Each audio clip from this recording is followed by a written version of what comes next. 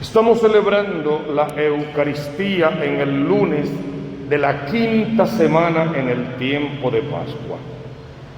Semana que el Evangelio dominical nos dijo: yo soy la vid verdadera, mi Padre es el labrador, y por lo tanto ustedes son los sarmientos, las ramas de este árbol. Si una rama da fruto, será podada, bien cuidada, bien tratada, para que dé más frutos, mejores frutos. Si una rama no da fruto, será cortada y será echada al fuego y arderá. Y se nos advertía que perteneciendo a Cristo podemos pedir y que lo que pidamos se nos dará, con una condición: que pidamos a la misma altura que estamos dispuestos a conocer y a cumplir con los mandatos de la ley de Dios, sabiendo que la ley pura esclaviza, mata, que el Espíritu es el que da vida.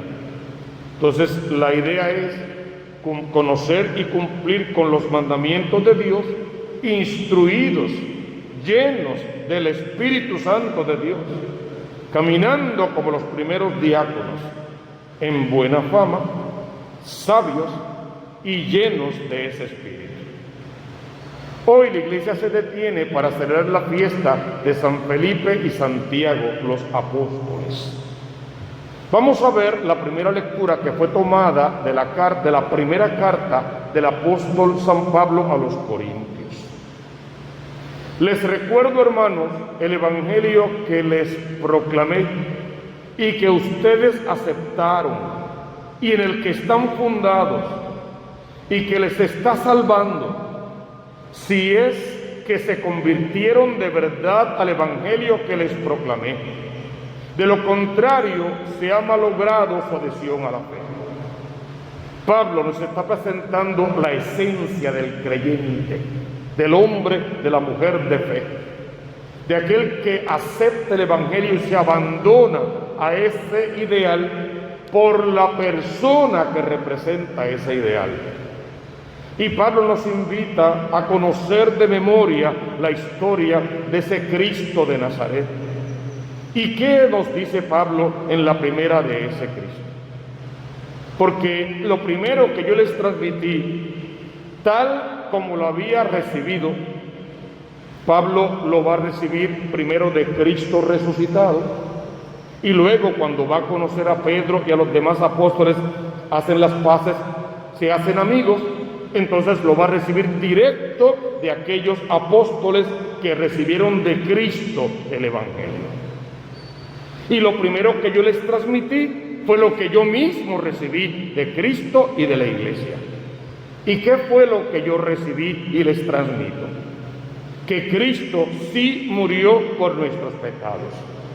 Y para poder afirmar que murió por nuestros pecados, hay que afirmar que fue anunciado en las profecías del Antiguo Testamento, que fue engendrado, no creado, en el vientre de María Santísima con el anuncio del ángel, que nació en Belén, que huyó a Egipto, que se crió en Nazaret, que volvió otra vez a la ciudad para ser bautizado en el río Jordán, que vivió de tal y cual manera, que un día celebró la última cena, que murió al ara de la cruz, que al tercer día resucitó, que a los 40 días ascendió a los cielos y que luego 10 días después nos envió al Espíritu Santo y que ahora estamos esperando su segunda venida. Para poder creer que ese Cristo de verdad murió en la cruz, todo eso, otro también lo tenemos que creer. Y todo esto no por invención humana, sino según las Escrituras. Y lo rezamos en el credo, que fue sepultado, que resucitó al tercer día, y todo esto otra vez según las Escrituras. Pablo hace hincapié, no me lo estoy inventando, es que la palabra de Dios, y por ende Dios mismo dice eso de Él mismo. Más tarde, ¿qué hace? Resucita. ¿Y cómo podemos saberlo? Por el testimonio de los testigos, lógicamente. ¿Por qué? Porque se le apareció a Cefas. Cefas es Pedro, piedra, el primer papa de la iglesia verdadera. Más tarde a los 12, porque el testimonio de uno solo no vale, no cuenta, pues a los 12, para que hayan 2 o más testigos. Pero no solamente eso, no a sus amiguitos y a los elegidos, a los que quería más. Después, dice Pablo, y es el único que lo afirma, se apareció a más de 500 hermanos juntos. Y en 500 hermanos juntos habría todo tipo de hermanos, y quién sabe si hermanastros. La mayoría de los cuales todavía viven, claro, para cuando Pablo escribe esto. Ahora vivimos tú y yo como testigos de esto mismo. Otros han muerto, porque morir es el quehacer de cada uno de nosotros. Y la tarea es que para cuando llegue ese día de la muerte, te encuentres en gracia y puedas heredar todo esto de lo que Pablo está hablando. Después se le apareció a Santiago, después a todos los apóstoles, y por último, y es lo más hermoso de toda la Biblia, la mansedumbre, la humildad, la entrega, la capacidad que tiene Pablo de anonadarse, de menguar para que la iglesia y para que Cristo crezcan.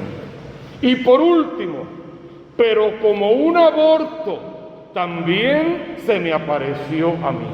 Pablo sabe que no es apóstol, que es solo un aborto del gran amor de Dios. Y quizá el más frutos que llegó a dar y el que dio frutos en tierra de paganos. Esa primera lectura te invita a detenerte para leerla con el corazón, para buscarte en ella, para encontrarte en ella, para ponerla en práctica y para nunca jamás apartarte del tronco de Cristo y de la iglesia verdadera. Luego el salmista en el Salmo 18, a toda la tierra alcanza su pregón. La proclamación del Evangelio tiene que ser en todas partes del mundo.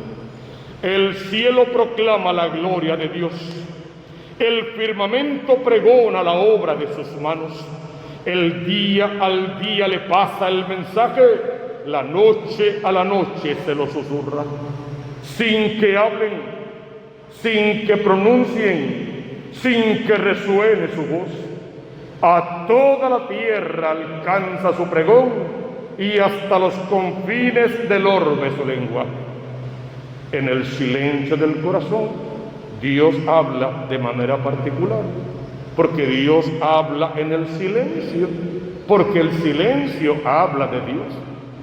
Y la mejor voz del mundo que tú puedes escuchar es el silencio de Dios de rodillas ante el santísimo sacramento del altar, cuando acallas y silencias todos los alborotos que tienes en el alma y dejas que la voz de Dios en la acción del Espíritu Santo resuene en tu interior, realmente te mueva en todos los sentidos y al resonar en el interior, en sus 7 dones, venga allí a habitar y a dar frutos abundantes.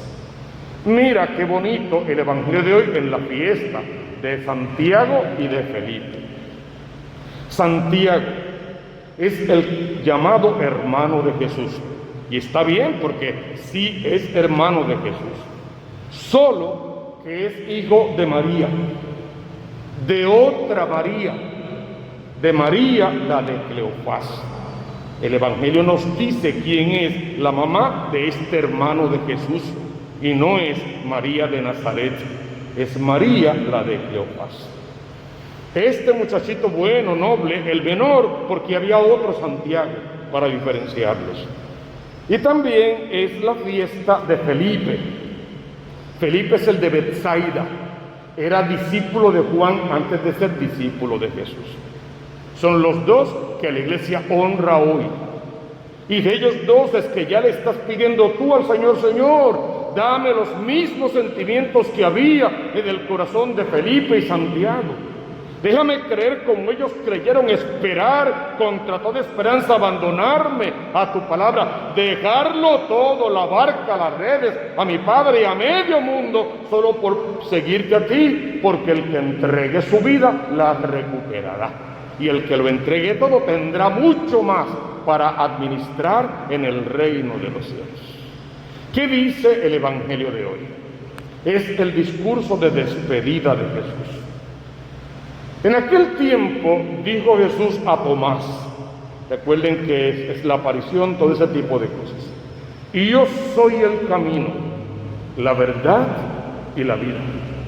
Nadie va al Padre sino por mí. Si me conocieras a mí, conocerían también a mi Padre. Ahora ya lo conocen y lo han visto. Jesús empieza aclarándoles: el Padre y yo somos uno. Quien me ha visto a mí, ha visto al Padre. Pero a mí ahora me toca volver al Padre. Felipe le dice: Señor, como que entendemos las palabras, pero no entendemos el sentido. Por favor, muéstranos al Padre y eso nos basta. Cuidado, porque puede ser una frase de poca fe. Muéstrame en qué de verdad mi esposa Isabel va a quedar embarazada, preguntó Zacarías y quedó mudo. Pues es una pregunta parecida. Muéstranos al Padre, para que tengamos una pruebita y podamos mostrársela a los demás, algo así.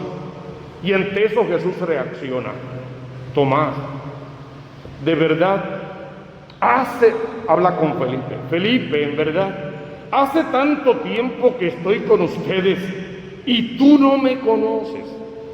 3 años diciéndote lo mismo, y tú no me conoces. A veces la gente dice: es que la iglesia predica todos los años lo mismo, y es verdad, porque no hay otro evangelio. Predicamos el evangelio y hay solo uno, una buena noticia. Y hay otra verdad: predicamos lo mismo, pero todavía tú y yo no terminamos de convertirnos. Pues hasta que nos convirtamos hay que predicar lo mismo: que Cristo ha muerto por ti, que ha resucitado y que tiene para ti promesa de vida eterna. En verdad tú me estás preguntando: muéstranos al Padre. ¿De verdad todavía tú no crees que yo estoy en el Padre y que el Padre está en mí? Que lo que yo digo no lo hago por mi cuenta, sino que el Padre me lo ha dicho para que yo lo diga a ustedes. Tomás, si no le creíste a Moisés, no le crees a mi Padre, no le crees a mi palabra, no le creíste a Juan el Bautista, entonces por favor, créele a mis obras, de las cuales tú eres testigo, y a ti te estoy enviando para que des testimonio de mis obras, de mi persona, de mi vida, de mi evangelio, de mi promesa de salvación. Créanlo, por favor, yo estoy en el Padre y el Padre está en mí. Si no, créanle a mis obras, se lo aseguro. El que cree en mí, y esta es mi parte favorita, el que cree en mí hará las cosas que yo hago y aún cosas mayores, pero en el nombre de Cristo y para la salvación de las almas. No es espectáculo, no es protagonismo, eso es pecado. Es en el nombre de Cristo y por la salvación de las almas. Es por el trabajo del Evangelio. Es para que no se pierda ninguno de los que el Padre al Cristo le ha dado. Porque yo me voy al Padre, y lo que pidan en mi nombre yo lo haré, para que el Padre en el Hijo sea glorificado. Lo que pidan en mi nombre, falta un paréntesis, en tanto y en cuanto conozcan y cumplan con la voluntad de Dios. Eso, lo que pidan a papá, portándose como tienen que portarse, como buenos católicos santos, hombres y mujeres, eso yo se lo daré, porque ahí encuentra gloria el Hijo, y si el Hijo encuentra gloria, el Padre es glorificado. Si pides algo en mi nombre, yo lo haré. Si pides algo en mi nombre, cumpliendo con la voluntad de Dios. Que esta palabra de Cristo toque tu corazón, permee tu existencia, llene tu vida de amor, que podamos apartarnos del pecado con todas sus seducciones y que empecemos a preparar el corazón para Pentecostés y oremos cada mañana con poder al tumbarnos de la cama: Espíritu Santo de Dios, ven a mí, llena mi vida, inunda mi existencia, haz tu nido en mi corazón, deja tus frutos ahí y luego envíame a repartirlos por el mundo entero. Convierte tu vida en alabanza, hermano, para que desde ya Pentecostés sea una realidad y el Espíritu Santo de Dios venga a quemar en nosotros todo lo que no es de Dios y llena nuestro corazón con un solo deseo: ser santos como el Padre del cielo es santo. Entonces sí podemos decir: busca primero el reino de Dios con su justicia y todo lo demás vendrá por añadidura.